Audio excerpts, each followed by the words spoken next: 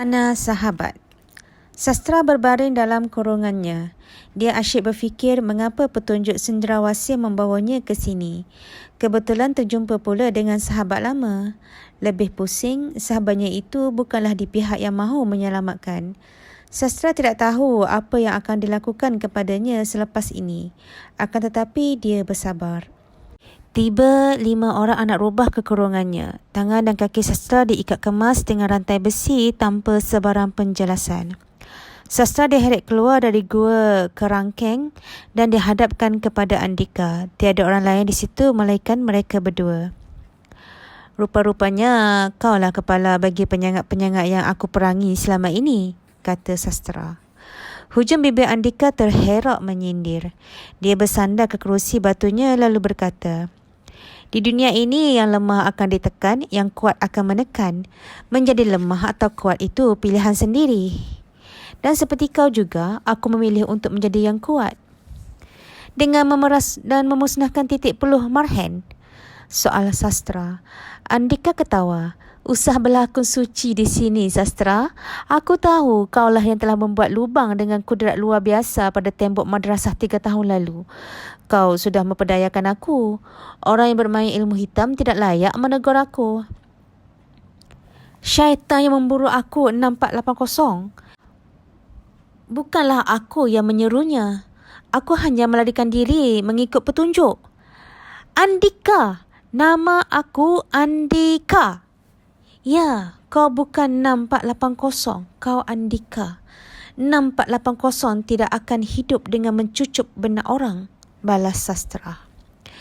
Jika pada engkau itu satu kesalahan, maka yang lebih besar salah itu adalah sultan yang mengutip cukai daripada rakyat. Seperti mana istana, rubah juga berhak mengutip wang perlindungan untuk tanah yang dijaga. Beza aku dengan kau hanyalah kegiatan kau dihalalkan dengan undang-undang dan peraturan. Perjuangan kita sama, Sastra, cuma kita di dua penghujung yang berbeza. Jadi, kau rela merosakkan masa hadapan anak-anak muda yang menjadi anjing-anjing kau ini semata-mata perjuangan yang kau rasa paling benar? Andika bangun menuding jari ke hadapan. Awas mulut kau, Sastra. Tidak ada seseorang pun anjing paksaan di sini. Tidak seperti askar-askar yang dipaksa tunduk menyembah sultan. Jari telunjuknya tadi dihalakan ke pintu masuk tempat itu. Semua anak rubah yang kau lihat di luar itu adalah mereka yang ditindas dengan kezaliman kesultanan ini. Kebanyakannya bekas askar dan pendekar yang tidak dibayar setimpal. Keluarga ini berpakat menuntut keadilan. Sastra menggeleng. Ini tidak betul, Andika. Semua ini tidak betul. Andika ketawa lagi. Dasar anak raja. Dalam tahanan pun kau melembongkan dada mempersoalkan itu ini. Usahlah kau menjual lagak di sini. Tiada yang berminat membeli.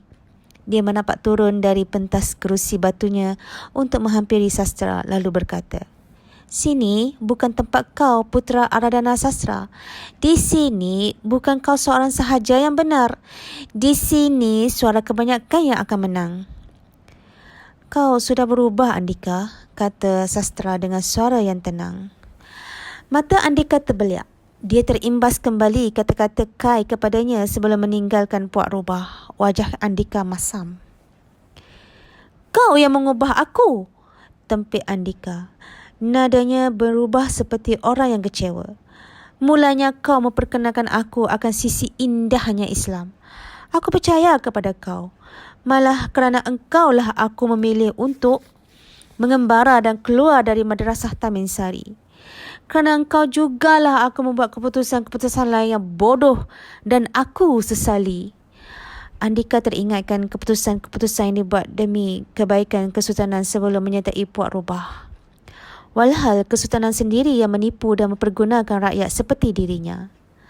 Sastra membalas renungan Andika. Matanya meluas. Buat pertama kali dia mendengar nada seperti sahabatnya yang dikenali dahulu. Andika kedengaran seperti seorang adik yang merintih kepada abangnya kerana tidak jumpa jalan pulang. Andika mengalihkan pandangannya ke kiri, kemudian dia berpaling semula ke arah Sastra perlahan-lahan. Kini nadanya kembali tenang dan teratur. Aku tidak berubah, Sastra. Jalan inilah yang sepatutnya aku pilih sejak mula lagi. Aku kembali kepada diriku yang asal. Takdir aku. Dia tersenyum yakin. Ruang itu menjadi senyap. Sastra diam. Dia hanya memandang tepat ke mata Andika tanpa apa-apa kata balas.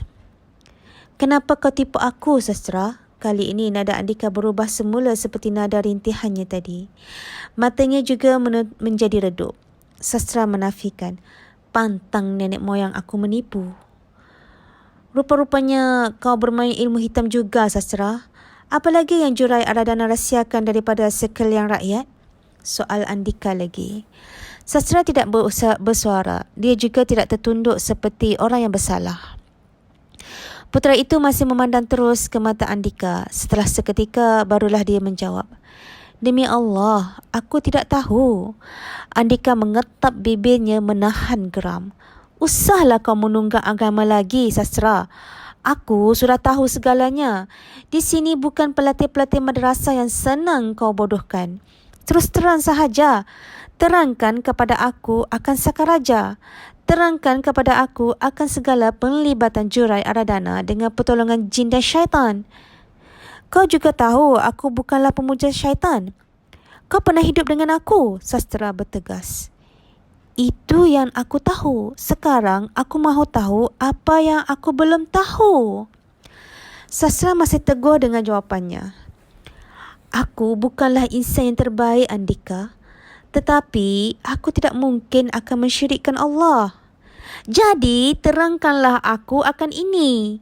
Andika menghulus keris yang tersisip di bengkungnya. Dia terus menikam keris itu ke lantai batu. Keris itu terbenam sehingga ke hulu. Mudah sahaja seperti merodok pasir. Kesan rakahan pada batu semakin merebak. Sastra tergambar melihat kekuatan Andika. Andika menerangkan. Keris sihir ini memberikan aku kuasa sakti yang luar biasa. Khadam di dalamnya membuatkan aku boleh membelah batu dengan bersahaja. Kekuatan aku menjadi luar biasa selagi keris ini berada dalam penguasaanku. Tiada anak rubah yang berani melawanku. Kau juga punya ekosistem sama, Sastra? Sastra menggeleng-geleng sambil matanya terpejam. Perkara yang baru dipertontonkan oleh Andika itu sukar dihadamkan olehnya. Kau juga punya keris seperti ini, bukan? Barangkali setiap ahli kerabat kau memilikinya.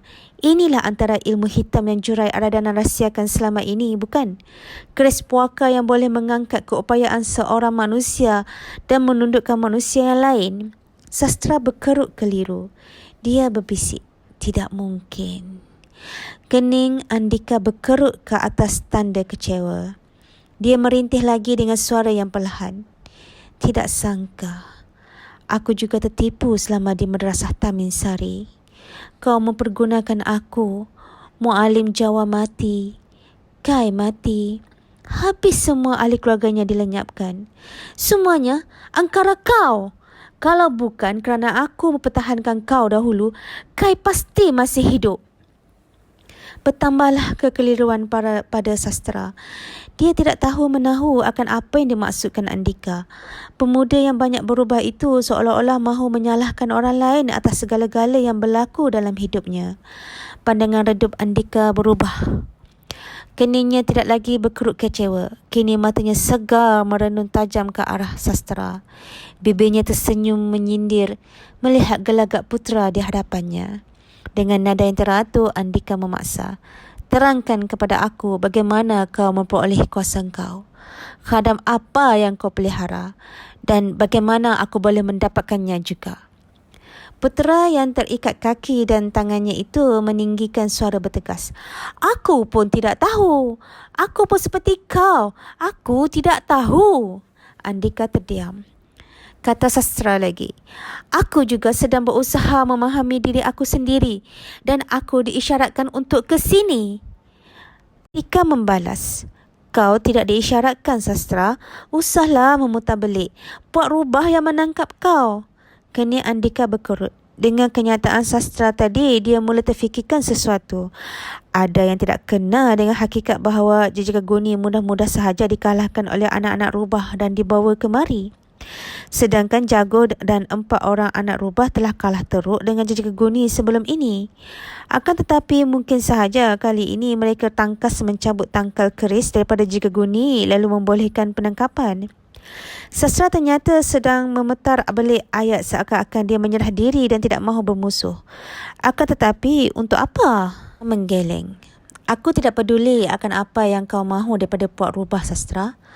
Sekarang kau tidak ada apa-apa. Sakaraja kau tidak akan menang di sini. Kemudian dia melaung memberi arahan. Jago, bawa anak-anak rubah masuk. Lalu Jago pun masuk ke ruang itu bersama anak-anak rubah yang lain. Semua yang berada di situ telah dimaklumkan akan siapa jejaka guni yang sebenarnya. Andika berkata kepada Sastra, keturunan kau boleh menggunakan khadam itu untuk kekal berkuasa, memperbodoh rakyat dengan agama, tetapi tidak di sini. Kemudian dia menapak kembali ke kerusi batunya. Sekali lagi Sastra terdiam. Dia memalingkan mukanya. Tidak seperti hal-hal sebelum ini, perkara yang dibangkitkan oleh Andika kali ini tidak dapat dinafikan olehnya. Dia juga jijik akan amalan Sakaraja keturunannya. Dia juga jijik dengan dirinya sendiri dan apa yang telah berlaku kepadanya. Sastra berbisik lemah. Kau tidak dapat bayangkan betapa aku benci akan perkara yang telah aku tutuskan. Jago menapak menghampiri Andika dan Sastra. Dia berkata, benci kau tidak setanding azab yang kami terima. Anak-anak rubah di sini semuanya mangsa pemerintahan beraja. Kami semua bencikan pemerintahan warisan mutlak. Itu darah dendam yang mengalir dalam tubuh-tubuh kami. Sastra mendongak melihat ke wajah lelaki bertubuh sasa itu. Jadi, tamatkanlah. Aku waris terakhir Jurai Aradana. Biar dendam kalian tertanam bersama-sama aku. Ha ha ha ha. Jago ketawa bersama anak-anak rubah yang lain, mempersendakan. Tidak semudah itu untuk menebus segala-gala yang telah dilakukan Jurai Aradana kepada rakyat selama ini. Mereka sudah ada rancangan lain buat Sastra untuk hari ini. Andika duduk dan bersandar di kerusi. Dia memandang ke arah Sastra yang berdiri di ruang-ruang tengah. Aku orang budiman. Aku mengenang budi dan jasa. Walau apa yang berlaku, kau pernah menjadi sahabat aku, Sastra. Tetapi itu tidak cukup untuk membayar hutang jurai kau ke atas manusia-manusia di sini. Sastra membalas renungan Andika. Kata Andika lagi, aku akan bebaskan kau agar tiada lagi hutang antara kau dan aku. Pergilah kau lari sejauh-jauhnya. Aku berikan kau tempoh sepekan. Kemudian Puak Rubah akan memburu kau semula. Anak-anak rubah menghampiri Sastra lalu membuka belitan rantai besi pada tangan dan kaki Sastra. Andika mengangkat satu bungkusan yang diletakkan di sisi kerusi batunya sejak tadi. Di dalam itu terbungkuslah keris milik Sastra. Kata Andika, keris ini tidak akan dikembalikan kepada kau. Aku mahu kau merasa hidup lemah seperti orang kebanyakan, tanpa kuasa-kuasa gaib, agar kau tahu betapa periknya hidup tanpa kelebihan yang kau terima secara percuma sejak lahir. Rantai membelenggu tubuh Sastra dibuka semuanya. Andika berkata lagi, pergilah kau wahai putera Aradana Sastra.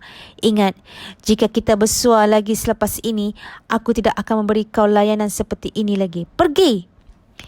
Tidak ada gunanya Sastra menunggu dan terus berbahas.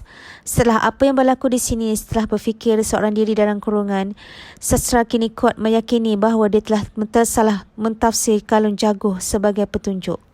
Perjumpaannya dengan Andika hanyalah kebetulan. Dia terus memusingkan badannya, membelakangi Andika lalu mula berjalan. Tiba-tiba Jago bergerak ke hadapan Sastra, menghalang laluannya. Sastra melangkah ke kiri, lelaki sasa itu juga bergerak ke kiri. Apabila Sastra melangkah ke kanan semula, Jago juga bergerak ke kanan. Urusan Sastra dengan Andika sudah selesai, tetapi tidak bermakna urusannya dengan anak-anak rubah juga sudah selesai. Jago berkata, Putera Aradana Sastra, hidup kau ditinggi-tinggikan. Rakyat serata Kepulauan Melayu dihamba-hambakan. Selama aku menjadi piung diraja, aku dipaksa mengangkat sembah kepada kau. Sedangkan kau tidak lakukan apa-apa pun untuk meraih penghormatan aku. Sekarang kau harus bayar. Bersorak para anak robah yang berkumpul di situ menyokong kata-kata Jaguh. Hanya ada satu jalan keluar dari sini, ujar Jaguh. Kemudian dia membuka kangkangnya. Merangkaklah di bawah kedua kakiku. Maka makin kuatlah sorakan anak-anak rubah. Ada yang suara tertawa, ada yang suara siulan, ada suara sorakan. Masing-masing tidak sabar melihat seorang putera mahkota menghinakan dirinya sendiri dengan merangkak di celah kangkang abang sulung mereka. Andika pula hanya menyaksikan, tidak membantah, tidak pula menunjukkan yang dia terlalu gembira seperti anak-anak rubah yang lain. Hal itu merupakan urusan anak-anak rubah. Dia tidak mahu masuk campur. Sastra berdiri tercegak, tidak menunjukkan gaya yang dia akan patuh kepada arahan Jaguh. Jaguh berkata lagi, aku mahu kau sedar akan kehinaan kau. Kesombongan darah diraja kau masih tebal sampai ke urat-urat halus. Kau harus merangkak di bawah kangkangku untuk membasuh diri kau. Biar kau sedar erti hidup tiada kuasa, tiada guna, tidak ada bezanya dengan binatang ternak. Sastra menahan sabar. Nafasnya semakin laju. Dia mendongak melihat ke muka Jaguh. Ya, manusia tidak berkuasa adalah manusia yang lemah. Tidak berbahaya, tidak berguna. Tetapi berhati-hatilah kau terhadap manusia yang berkuasa, tetapi dikawal dan dipendamkan kekuasaannya untuk digunakan pada saat-saat yang benar-benar perlu. Itulah yang sebenar-benar bahaya. Sekarang ketepilah. Merangkak, merangkak, merangkak, merangkak. Semua anak-anak rubah di situ bersorak. Semuanya mahu melihat kerabat diraja yang diagung-agungkan itu dihinakan di hadapan mereka. Sastra hanya melihat ke sekeliling. Kemudian perlahan-lahan dia tunduk sedikit. Maaf, aku tidak boleh puaskan hati kalian. Aku tidak mahu lakukan yang itu. Bonda aku melarang aku menghinakan diri sebegitu. Izinkan aku keluar dari sini, kata sastra. Ha ha ha ha ha. Jaguh ketawa. Ikutkan hati, bonda kau juga akan aku arahkan merangkak di bawah kangkang. Belum sempat menghabiskan ayat, kerongkong Jaguh disambar oleh cengkaman sastra. Sastra menjatuhkan tubuh lelaki sasar itu lalu menghempas badannya sekuat hati ke lantai batu. Retak batu itu. Terbeliak mata Jaguh menahan senak. Dia berdihit nyaring kesempitan nafas. Tidak ada satu otot pun yang mampu digerakkan. Ruang itu terus menjadi sunyi sepi. Semuanya tersentak.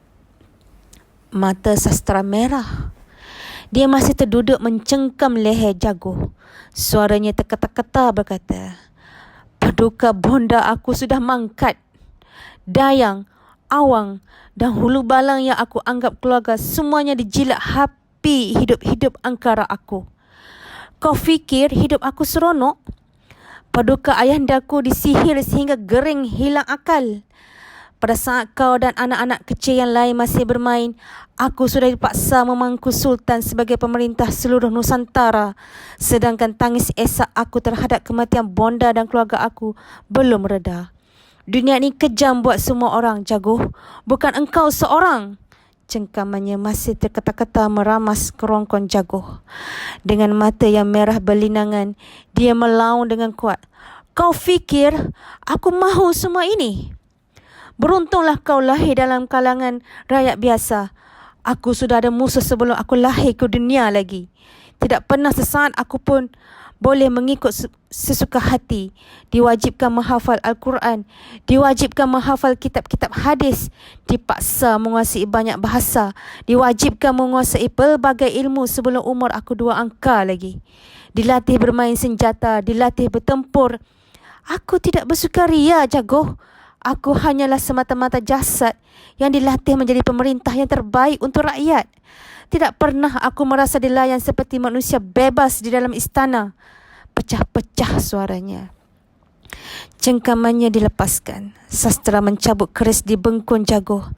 Diacukan muncung keris ke leher lelaki gegasi itu sampai ternampak lekuk kesan tekanan di kulitnya.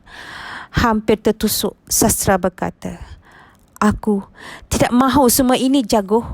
Bertahun-tahun aku melarikan diri dari istana. Pada saat kau menghunus keris ini kepadaku dalam kurungan, Tuhan sahaja yang tahu betapa aku berharap yang akhirnya ada yang berjaya menamatkan penderitaan aku selama ini. Tidak ada seorang pun anak rubah yang berani menghentikan hal itu. Semuanya tercengang. Sastra berpusing lalu keris itu direjam tepat ke kerusi batu tempat ayahanda Andika duduk. Keris milik jaguh itu terbenam sepenuhnya betul-betul pada sandaran di atas kepala Andika. Kerusi itu merekah menegak. Andika tergamam, terbeliak matanya. Jangan kau menyangka bahawa ini peluang yang kau beri pada aku, Andika. Aku yang beri peluang kepada kau dan orang-orang kau. Jangan kau melampau dalam memfitnah keluargaku. Sastra memberi amaran. Kemudian putera itu menudingkan telunjuknya ke arah semua anak rubah yang ada di situ sambil melaung tegas. Kau semua tidak akan aku apa-apakan. Ingat, jika kita bersua selepas ini, aku tidak akan memberi kalian layanan seperti ini lagi. Larilah kalian sejauh-jauhnya jika ternampak akan aku. Tangannya diturunkan. Sastra melangkah tubuh jaguh yang masih terbaring kesenakan dan tercungap-cungap. Kemudian putera itu terus berlari keluar dari sarang rubah. Andika berpusing melihat keris yang masih tercacak di sandaran kerusi batu. Keris itu masih lagi bergetar. Dicabut keris itu dan dilihat kesan benaman pada bilahnya. Hanya kekuatan luar biasa yang dapat membenamkan keris ke dalam batu dengan hanya lontaran. Meremang bulu murma Andika. Barulah dia tahu putera itu tidak memerlukan keris pun untuk mendapat kekuatan.